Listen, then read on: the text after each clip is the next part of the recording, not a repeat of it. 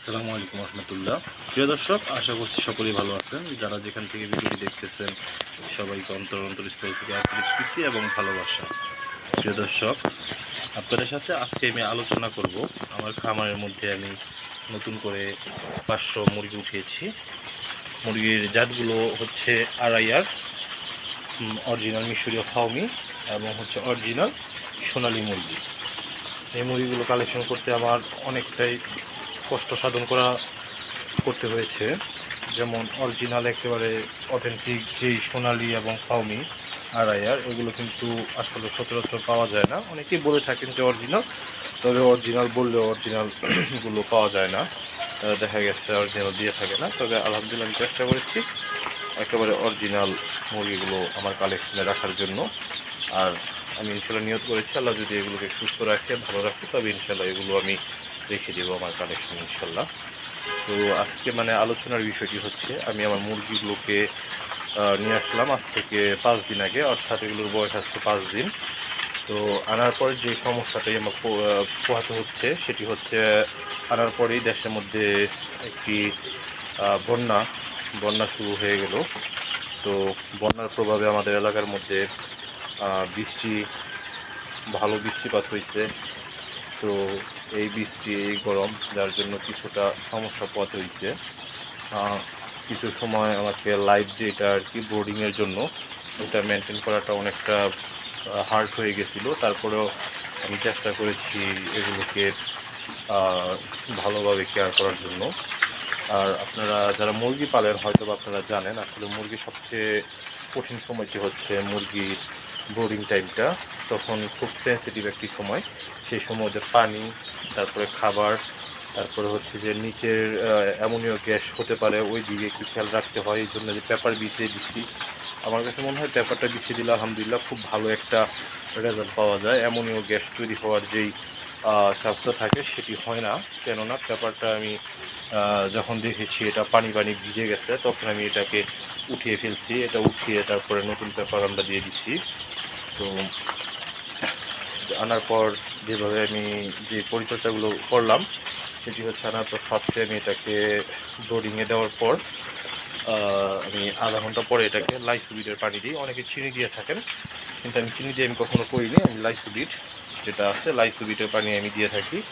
তো লাইসোবিটের পানিটা খাওয়ার পর আলহামদুলিল্লাহ এটার যে ধকলটা, পরিবহনজনিত যে ধকলটা, ওই ধকলটা কেটে যায়। এবং লাইসোবিট অনেকটা উপকারী একটা ওষুধ, মেডিসিন। এটা দেওয়াতে মুরগির ইমিউনি সিস্টেমটা অনেকটা গ্রোথ হয়। তো তারপর যে জিনিসটা আমি করলাম, এটা যেহেতু নাভি এখন কাঁচা রয়েছে, তো নাভি শুকানোর জন্য আমি মেডিসিন দিই। এটার পাশাপাশি আমি একটা অ্যান্টিবায়োটিক ডোজ আমি 5 দিন চালিয়ে যাই, সেটা হচ্ছে অ্যান্ড্রোসিন। আপনারা যারা মুরগি নিয়ে কাজ করেন অনেকেই জানেন অ্যান্ড্রোসিন মেডিসিনটা খুবই মোস্টলি নেসেসারি একটি মেডিসিন অ্যান্টিবায়োটিকের জগতে। তারপরে আমি দিয়ে থাকি ভিটামিন B1, B2 এবং B6। এটা মুখের রুচির জন্য এবং গ্রোথের জন্য এবং ইমিউন সিস্টেম ভালো করার জন্য আলহামদুলিল্লাহ খুব ভালো এগুলো কাজ করে। এটার ফিডব্যাক খুব ভালো পাওয়া যায়। আর আমার যে সমস্যাটা হচ্ছে মেজর প্রবলেম, আমার মুরগিগুলোর মধ্যে অনেকগুলো মুরগি উইক ছিল, দুর্বল ছিল। তো ওই পয়েন্টটা আমাকে অনেকটা বড় একটা অনেক কষ্ট দিচ্ছে। তারপরে যে জিনিসটা করা লাগছে সেটা হচ্ছে, আমার এই যে এইখানে কিছু দুর্বল বাচ্চা ছিল, এই বাচ্চাগুলোকে আমরা পৃথক করে এইখানে এই যে এখানে ওষুধ মেডিসিনের পানি এবং ওটার জন্য ওই যে খাবার এখানে দিয়ে রাখছি, সোনালি স্টেটার। তো আলহামদুলিল্লাহ এই বাচ্চাগুলো দুর্বল থাকার কারণে ঠিক মতো এগুলো খেতে পারে নাই। খেতে না পারার জন্য এগুলো আরও ডে বাই ডে এগুলো উইক হয়ে যায়। তো পরবর্তীতে আমরা যেটা করলাম আলোচনা করে যে এটাকে আমরা আলাদা করব। আমাদের বাসায় পূর্বে থেকে এটা কবুতরের খাঁচা ছিল। এই কবুতরের খাঁচাটা আমরা চিন্তা করলাম এটার মধ্যেই তাহলে এই মুরগির বাচ্চাগুলো রাখি, বাচ্চাগুলো রেখে তারপর এটাতেই আমরা খাবার দেব। তো আলহামদুলিল্লাহ এখন আমার কাছে মনে হচ্ছে এগুলো আলহামদুলিল্লাহ তাপ পেয়ে, এবং একটা লাইট দিয়ে দিই, 100 ওয়াট একটা লাইট লাগিয়ে দিই। তো আলহামদুলিল্লাহ এখন তাপ পেয়ে আলহামদুলিল্লাহ অনেকটাই সুস্থ হয়েছে। আল্লাহর কাছে শুকরিয়া আলহামদুলিল্লাহ।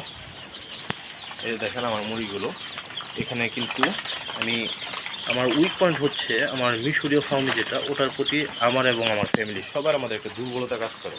আসলে দেখার যে চোখের যে শান্তিটা, সেই শান্তিটা পাই আমরা মিশরীয় ফাউমি থেকে। এবং আড়াইয়ার, এটা আমি অনেক জায়গার মধ্যে নেটে সার্চ করে দেখছি। এটা অনেকে বলে থাকেন যে আসলে এটা আয়ারল্যান্ডের জাত বা আমেরিকার একটি জাত। এই জাতটা খুব ভালো আলহামদুলিল্লাহ, বছর ডিম দিয়ে থাকেন, 300+ ডিম দিয়ে থাকে। তো আড়াইয়ারের যে মুরগি, ওটা আমার কাছে ছিল, এর আগের বেশি কিছু ছিল, তবে আমি রাখিনি, একটি রেখেছিলাম। তো আলহামদুলিল্লাহ ওটা আমি দেখলাম যে ওটা থেকে ডিম মোটামুটি ভালোই আসে, ফার্মি থেকে কম না, যেহেতু একটা ওইভাবে আসলে কম্পেয়ার করা যায় না। যদি একাধিক হতো তাহলে বোঝা যেত যে আসলে কোনটা বেটার। তো যেহেতু এবার ইনশাল্লাহ বেশি এনেছি, তো আমি দেখবো যে আসলে আড়াইয়ারটা ডিমের জন্য ভালো নাকি ফার্মিটা। ইভেন এখানে রয়েছে সোনালি।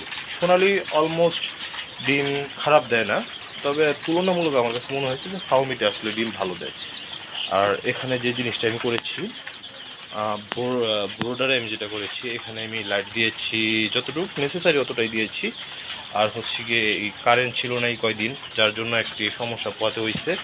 এবং আমরা চেষ্টা করেছি আমাদের বিদ্যুৎ চলে গেলে তখন আমরা এখানে আইপিএস থেকে আমরা লাইন দিয়ে দিয়েছি, যেন মুরগিগুলো একেবারে কি বলে তাপ যেন সবসময় পায়, কম বেশি যেন পায়। কারণ কারেন্ট তো সবসময় গিয়ে থাকে না, হয়তো বা আধা ঘন্টা বা 1 ঘন্টা থাকে না মাঝে মধ্যে, বা তার অধিকাংশ তার বেশি হতে পারে।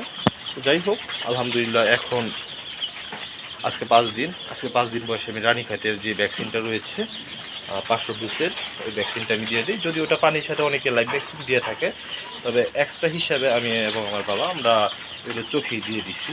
তো 11 দিনের দিন ইনশাল্লাহ আমরা গাম্বুরো ভ্যাকসিন যেটা আছে, গাম্বুরো ভ্যাকসিন দিয়ে দিব। 18 দিনের দিন গাম্বুরো ভ্যাকসিন, এবং হচ্ছে 22 দিনের দিন আবার ইনশাল্লাহ, আবার 21 দিনের দিন আমরা আবার রানীক্ষেতের ভ্যাকসিন ইনশাল্লাহ করে দেবো।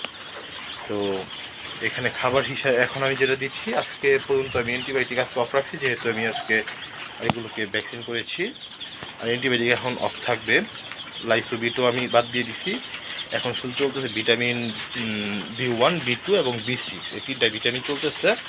আর নাভি শুকানোর জন্য একটা মেডিসিন চলতেছে এই। এবং কিছুদিন পরে থেকে ইনশাল্লাহ এগুলোকে আমি জিঙ্ক, ক্যালসিয়াম, মিনারেল যেগুলো আর কি দরকার, ওগুলো ইনশাল্লাহ আমি দেবো। তো সবাই দোয়া করবেন, সবার প্রতি দোয়া থাকবো, সবাই ভালো থাকবেন, দোয়া করবেন যেন বাচ্চাগুলো আল্লাহ তাআলা সহি সালামতে ভালো রাখে। তো সবাই ভালো থাকবেন। আসসালামু আলাইকুম।